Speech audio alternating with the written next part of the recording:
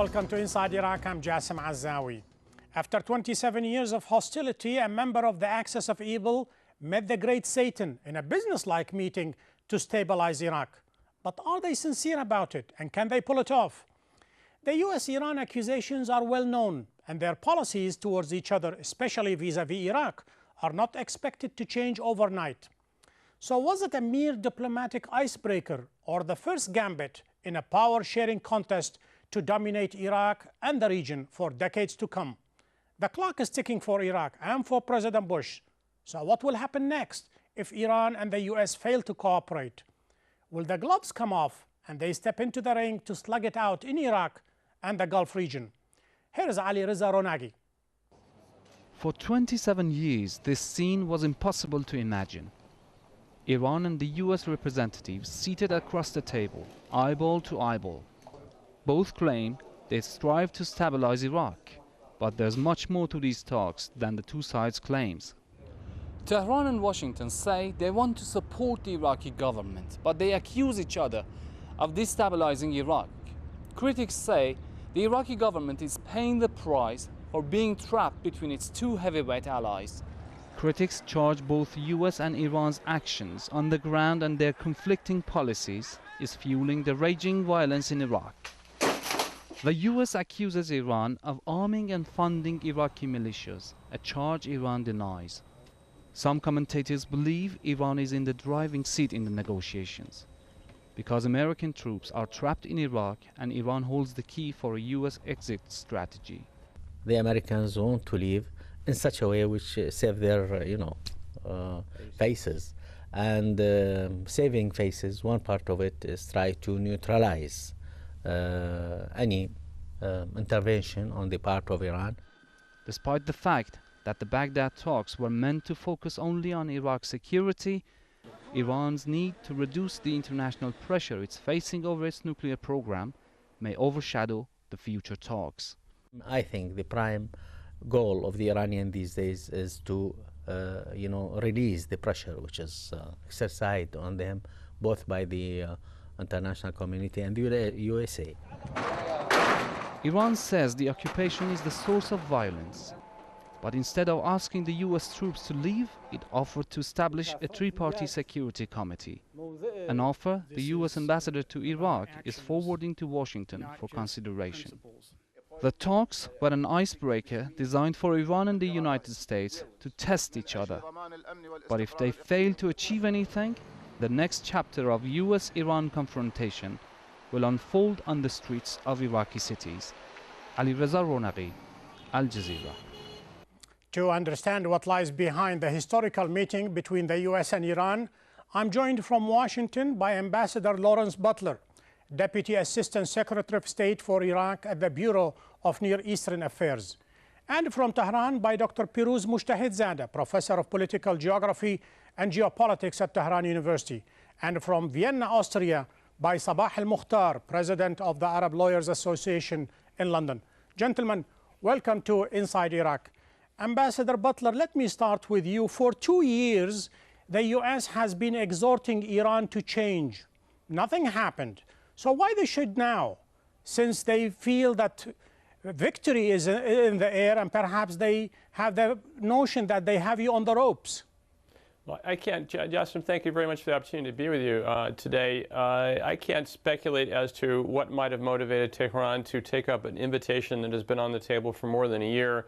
The channel of our ambassadors, our respective ambassadors in Baghdad, to sit down and talk about actual specific issues involving our respective interests in Iraq, which, as we found out in the meetings on Monday, are pretty much congruent. It would indicate to me, a willingness to work out some of these details and avoid some misunderstanding later on. Professor Pirooz, Iran says all the right things, but does all the wrong things. It looks like as if it's a government with two policies, with two agendas, and is giving the wrong signals. I do not really understand which part of the Iranian government's policies you are referring to. The action we are talking about is that the United States of America has eventually decided to talk to the Iraqi neighbors with some influence in that country, and Iran has responded to that invitation positively. Where is the other thing that you are mentioning? What I'm referring to is that from one end, the Iranian government says our ambition, our goal is to stabilize Iraq. On the other hand, all these weapons, very sophisticated weapons that can only come from Iran, it's finding its ways into the militias. Well, I'm afraid you're referring to an accusation as a fact, as a matter of fact. You see, you have just put forward an accusation, unsubstantiated accusation, as a matter of fact, and I think you have to see to that line of questioning to begin with. You are not surprised at all by what you've just heard right now. I mean, this is a very almost inevitable. Two titans in the region, they are conflicting. You know, there is an attempt to dominate the region, and perhaps it might come at the expense of Iraq. Are you surprised? No, I'm not surprised. The Americans have landed themselves in such deep problems that they are seeking the help of anybody, even the Iranians, their arch enemy. The Americans are pleading with the Iranians, have been pleading with the Iranians to talk to them. The Iranians, at the same time, having failed to export the Iranian revolution during Khomeini's time, got rid of the smaller Satan. Now they are getting the bigger Satan to talk to them and pleading to talk to them because they are the people who are in real trouble now. At the same time, Iran has quite a lot of things which they want to extract a price from the Americans. This is nothing to do with Iraq at all. The Americans know very well that the resistance in Iraq is nothing to do with the Iranians. The Iranians are backing some of the militias which are committing ordinary crimes. The resistance is nothing to do with Iran, with Syria, Zarqawi, bin Laden, and the rest of the myth which the Americans keep on believing in it. They think that they have no problem. If one listens to the American administration, they have a small problem, despite the fact that the surge in American forces have resulted in a surge in the deaths of American soldiers in Iraq. The downing of the helicopter and the killing of the other soldiers was the highest monthly casualties of the US since the invasion of Iraq, aside from the warfare in Fallujah. Ambassador, we just heard Professor Perouz saying this is accusations, accusation, accusation, and that's exactly what Iran has been saying for the past 2 years. We listened to Ryan Crocker about 4 or 5 days ago when he says our solid evidence against Iran is controvertible. If perhaps I can remind you, back in March when Ambassador Satterfield attended the security meeting, he referred to his bag. He says, this bag is full of evidence. He was referring to the EPF, to the IAD, and all these, sophisticated weaponry. So how do you read this Iranian denial?